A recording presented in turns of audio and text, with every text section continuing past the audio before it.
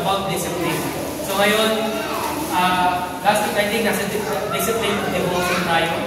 Ngayon, discipline of prayer. Isa sa pinaka-weapon ng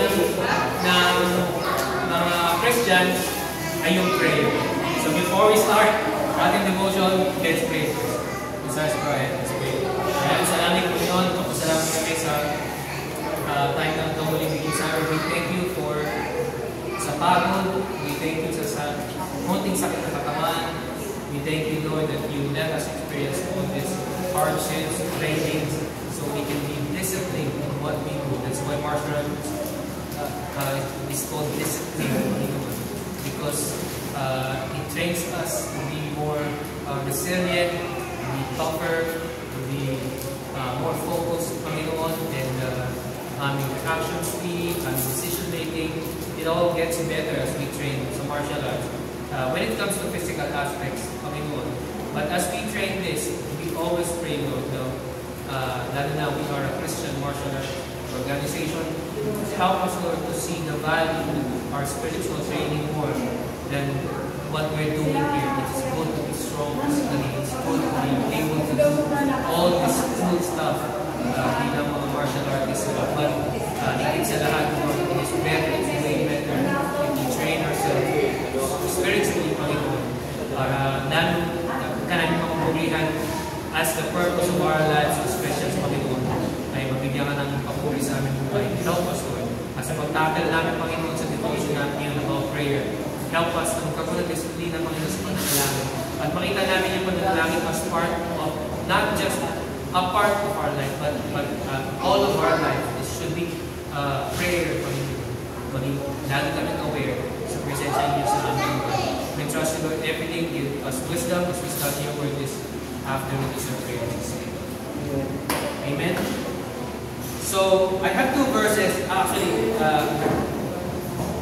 may isang passage sa 1 Thessalonians 5. Actually, in 1 Thessalonians 5 ay encouragement ni Apostle Paul sa mga taga-Thessalonians. But I want to focus dito muna sa Luke chapter 5 verse 16. Ang sabi dito sa verse na to, but he would withdraw to desolate places and pray. Sino to? Patiglig, ha? Sino yung sinasabi nito? Sa Luke. This is Jesus himself. Sa ministry ni Jesus, siya ay etong part na to, yung Luke chapter 5, ang context nito, ito yung part na nagpapagaling si Jesus. Nag-ministry siya, pupunta sa ibang lugar, nagpapagaling. Etong context itong Luke chapter 5, ito yung may part, bago itong verse na to, yun yung may pinagaling siyang leper.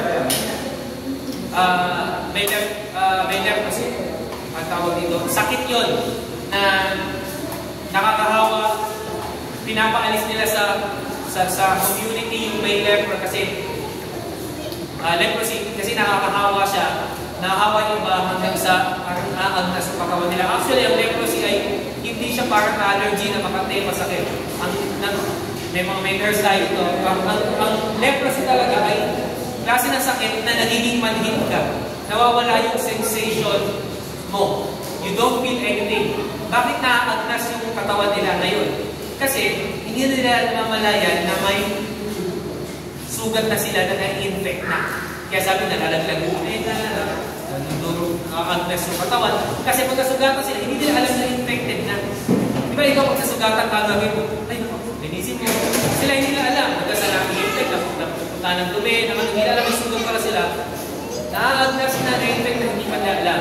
That's why pain is helpful, di ba? Pag ginagawa ng leprosy, tinatanggal yung sensation, yung feeling of pain. So, hindi sila aware. Kaya nakaagnas sila. Kung meron dito, nakakahawa.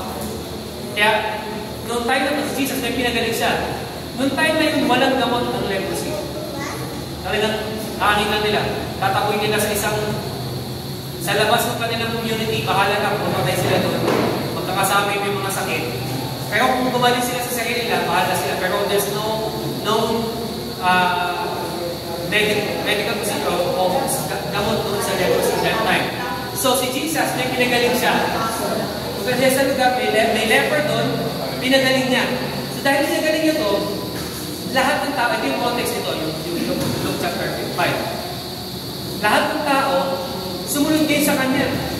not thousands, hundreds and hundreds, if not thousands of people ay nag-follow sa Kanya, sumusunod sa Kanya. At alam natin sa buhay ni Jesus, lagi siyang nag-withdraw to pray. Lagi siya umaalis saglit at nananalangin sa sarili niya. But by this time, ang hirap na sitwasyon kasi nasa open field sila nag-ministry, tapos lahat ng tao sunod na sunod sa Kanya kasi hindi ginawa siyang miracle eh. Yung imposible pagaling eh, pinagaling niya eh. So sunod sa kanila, hindi siya, nahihirapan siyang maghanap ng time. Pero, ginawa pa rin ni Jesus. Umalis siya, dumalo siya, at nanalangin siya. Tignan natin, what can we learn from Jesus' example? Sabi dito, even the Lord Jesus did His perfect obedience and divine nature. Si Jesus mismo, perfectly obedient at divine siya. Siya mismo Diyos. Ano sabi? Make time to pray. Si Jesus mismo, makapangyarihan. Siya na mismo Diyos. Siya at ang Ama ay isa. Ito sa sinabi. Pero siya mismo, find time to pray, to communicate with the Father. Tapos minsan tayo mga Kristiyano, diba? Ay, sobrang busy ko. Pwede ba natin gawin dahilan yun? Si Jesus nga eh. Ang dami nakasunod sa Kanya. Ang dami nakasunod maggamot sa Kanya, magpatulong sa Kanya because He's a teacher as well. Pero He find time. Diyos na to ha. He find time to pray. Ano ba ang prayer? Later we're gonna do this. Yung ba yung kailangan mo bukod? Yung ginawa natin kanina, outspoken na kailangan na sinasabi ka, pag-pray ka. Let's see. Luke 5:16 shows us that He regularly withdraw from the crowds to commune with His Father. If Christ saw prayer as essential, how much more should we? Kung si Kristo mismo, nakikita niya ng essential, necessity ang pananalangin. It's communion with the Father. It's communion with God. Paano pa tayo? Prayer is not merely a spiritual exercise. Yung prayer ay hindi lang, ay tuwing umaga, mag-pray ako pagkagising ko. Ay, bago ako kumain, salamat ako, mag-pray ako pagkatapos ko kumain. Ay, bago ako matulog, mag-pray ako. Parang ritual na lang, parang exercise na lang. It is an expression of our dependence on God. I like that part. Ito ay hindi lang ginagawa natin kasi sabi sa Diyos, mag-pray ako. Kasi sabi, kailangan ko, ano sabi? It is an expression of our dependence on God. It shapes our hearts, aligns our will with His, and fuels our faith. Discipline in prayer means choosing to pray even when we don't feel like it. Trusting that God uses prayer to strengthen and sanctify us. Ang pananalangin ay pagpapakita ng dependence natin sa Panginoon. Pag-amin na hindi natin kaya. Even the air that we breathe, kahit yung amin na hinihinga natin, yun yung halos pinakalibre. Di ba na makukuha mo? The food that we eat, the water that we drink, kaya o tayo ba? Grabe yung necessity natin sa tubig. Ano mo drink water? No. Everything, every part of it, yung ating pangangailangan, we should depend it on God. Dapat makita natin the necessity of prayer and necessity na dependent tayo sa sovereign Creator. Lahat na nangyayari sa buhay natin, kahit ay paghinga, ay kung hindi niya ipapahintulot, hindi mangyayari. Kung gusto ng Diyos na bigla kang atakihin ngayon sa puso, o biglang hindi pumalang huminga, pero pinapahintulot niya ang nangyari doon. That's why kailangan ma-realize, we should depend on it. At yung prayer, ipagpapakita natin yun na, Lord, I need you. May exam ako, Lord, I need you to help me. Hindi dahil matalino mo, hindi dahil nag-review ko mabuti, but I need your help. Kung ayaw nyo magpapasalin mo, hindi ako mapapasa. So, Lord, help me. Dependence on the sovereign Creator.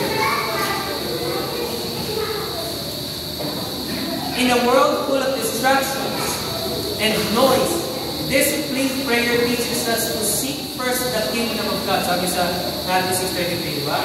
Seek ye first the kingdom of God, His righteousness, and all these things shall be added unto you.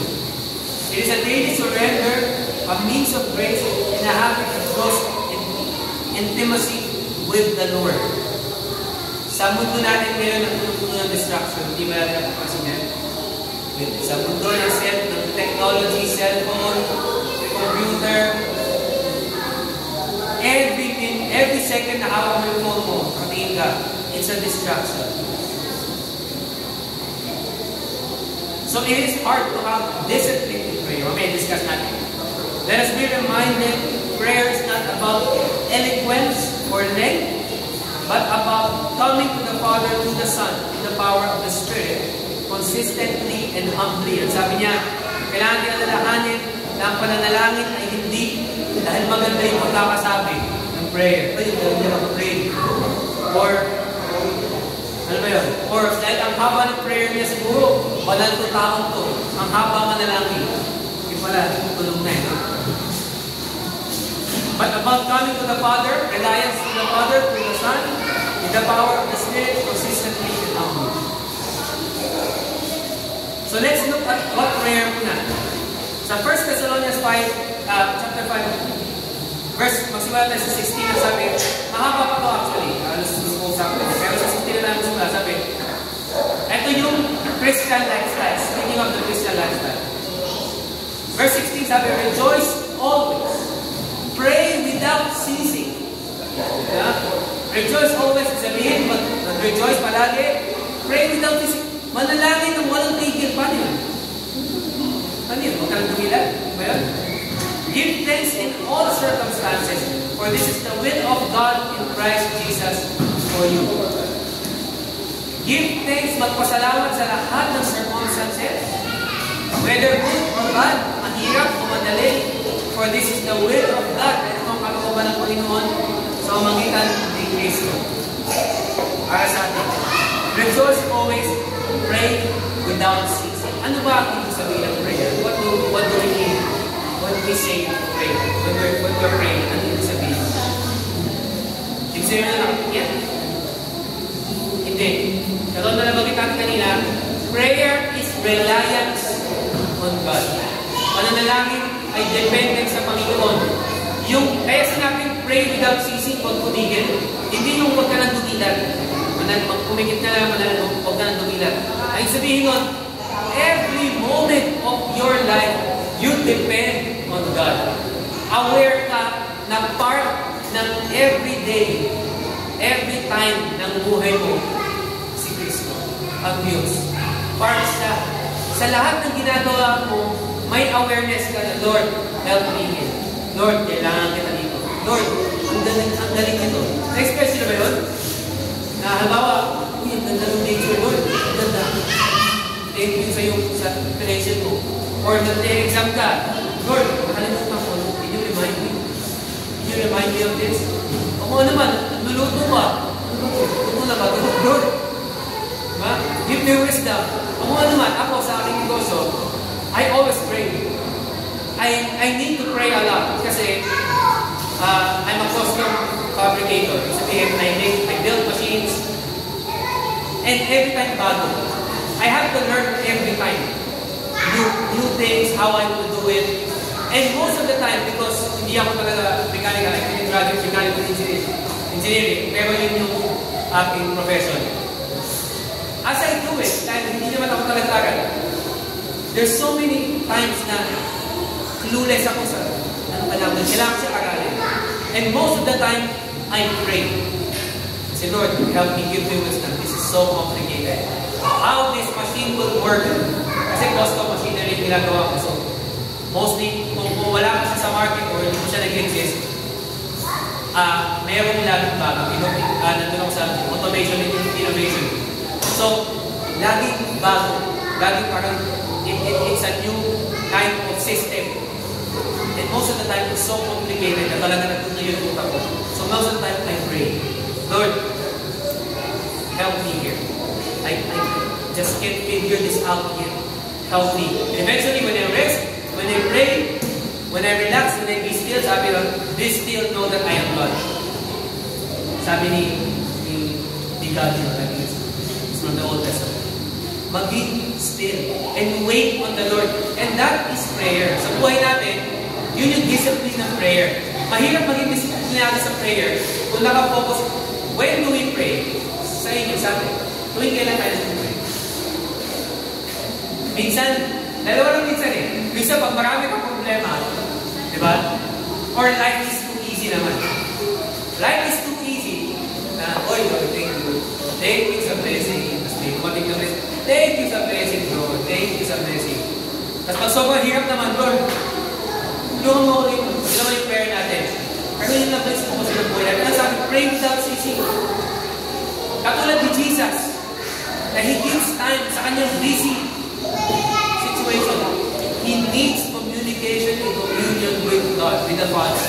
Kahit na Diyos din siya, dahil triune Godhead sila, gano'n sila, they have relationship. Sa isa't isa, sa Trinity. They commune with each other, they communicate. At tayo lalo, pinapakita ni Jesus sa atin nun, sa kung siya kailangan niya manalangin, tayo kailangan. Sa kahit sa pinaka-busy part ng ating buhay. Whether madali, mahirap, we pray. And ano sabi nun sa verse natin sa verse Thessalonians? Give thanks. Rejoice always. Give thanks in everything. Magpasalamat sa ating situation.